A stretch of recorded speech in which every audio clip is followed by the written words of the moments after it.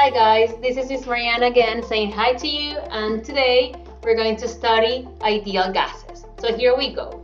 The first thing we should do before really going into each specific law of ideal gases, we have to go into like the mother of all laws that actually describe the behavior of gases, which is the ideal gas equation, known as pressure times volume that equals moles times the constant of gases times temperature. So considering this, we have to remember that R, the constant for the gases, is the one that governs the units that are going to be used throughout the whole equation, okay? Most typically, we're going to use this constant for gases, 0.082 liters times atmospheres divided by kelvins and moles. So, taking this into account, the constant of gases is telling us that the volume has to be in liters, the pressure in atmospheres, and the temperature in kelvins. And talking about temperature when it comes to gases always has to be measured in kelvins, okay? Whenever we work with gases, we're going to work with absolute temperature. And absolute temperature is always measured in Kelvin, okay? Knowing that temperature will be strictly greater than 0. Always positive, never 0, okay? So, considering this, we're going to understand first how the proportions between the variables work, okay? So, to understand the proportions, we have to remember that two variables are directly proportional as long as they are at the same level, both in the numerator or both in the denominator if it's the case. So, in this case, we have in the same level on both sides of the equation, for example, pressure and temperature. So this is the first proportionality we're going to work with. It's pressure that is proportional to temperature. This symbol right here is the one that we use to talk about proportionality, okay? So this means that if pressure increases, temperature also does, and if pressure decreases, temperature also does. The second proportionality we're going to work with would be, in this case, volume and temperature, both directly proportional as well. So if volume increases, temperature increases as well. And if volume decreases, temperature decreases as well. In this case, for example, volume can be changed like physically. If we work with a cylinder piston, we can move the piston back and forth to change the volume and see how that affects the temperature. And this is mostly done in the next proportionality we're going to work with, which is pressure and volume. So to understand this proportionality, we need to isolate one of the variables because both of them are on the same side. So I am going to send the volume dividing, just like we have here.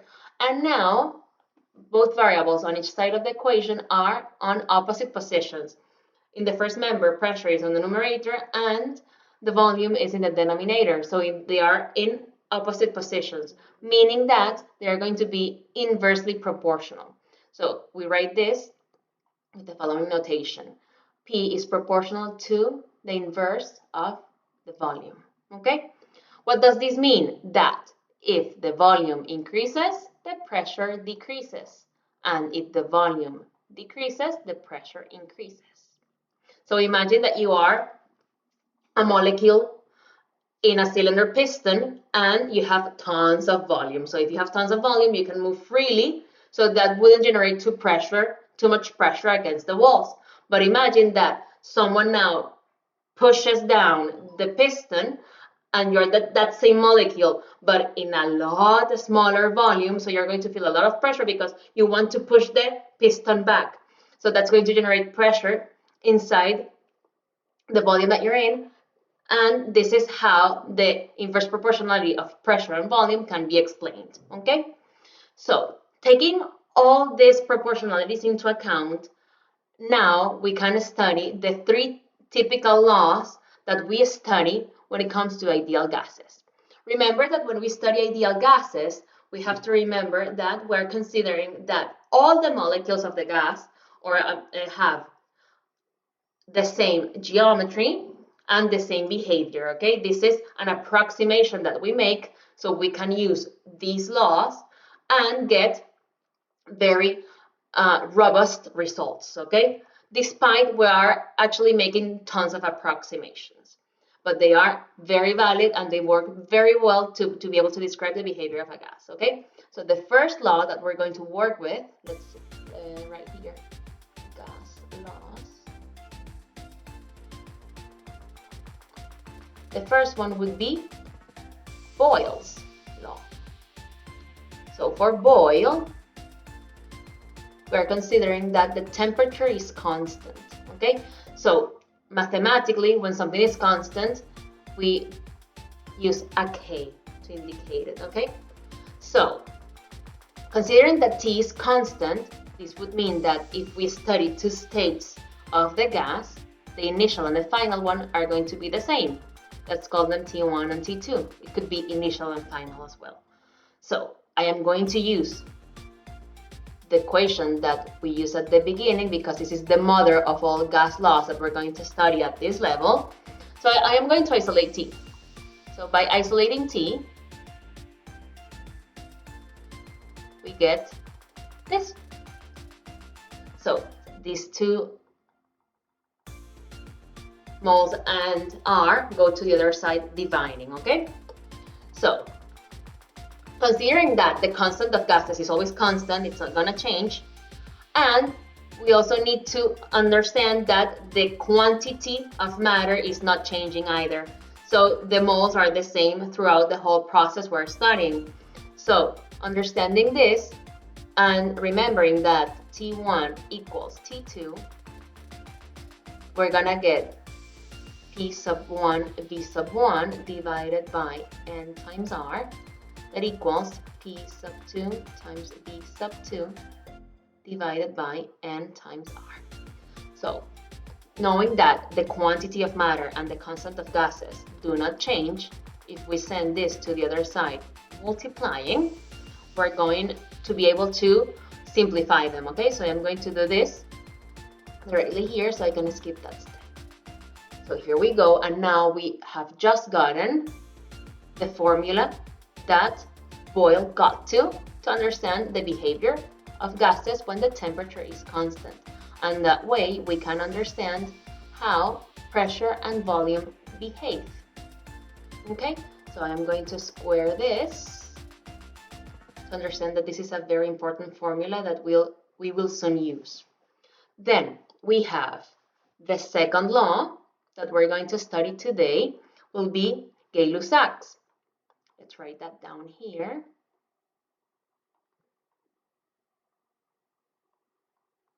So in this law, the variable that remains constant is the volume. So being the volume constant, we'll write it as K, understanding that the volume throughout the whole process will be the same. So in this case, from the ideal gas equation, we're going to isolate volume. So let's write down the equation. I'm going to do it a little bit more above. So now we isolate volume, getting N times R divided by, times T divided by pressure. So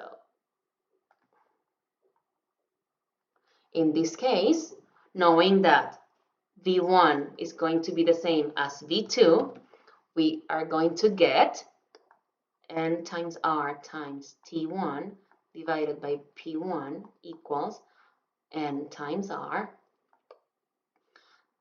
times T2 divided by P2.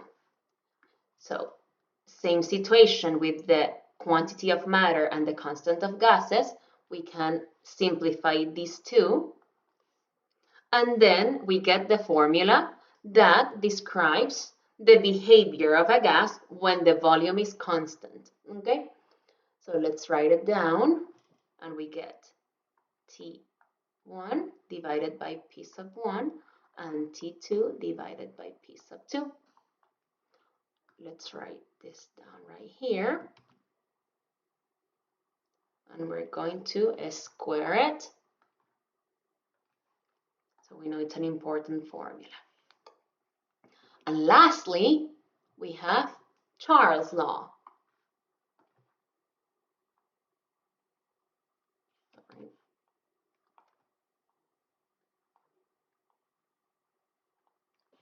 When it comes to Charles' law, the variable remaining to be constant would be the pressure, okay? So pressure will be constant, okay? So in this case, from the ideal gas equation, we're going to isolate P. I am going to write it down from scratch, and we're going to isolate P together, okay? Remembering that P sub 1 is going to be the same as P sub 2 as it is constant, okay? Throughout the whole process, then we have pressure equals N times R times T divided by V. So we're going to get the following in terms of an initial and a final state. So we have N times R times T sub 1 that equals, divided by B sub 1 that equals N times R times T sub 2 divided by V sub 2. Same situation with N and R, because the quantity of matter is not changing and the constant of gases is constant, then we can simplify these and we get the final formula that Charles discovered with his experiments. So T sub 1 divided by B sub 1 equals T sub 2 divided by V sub 2.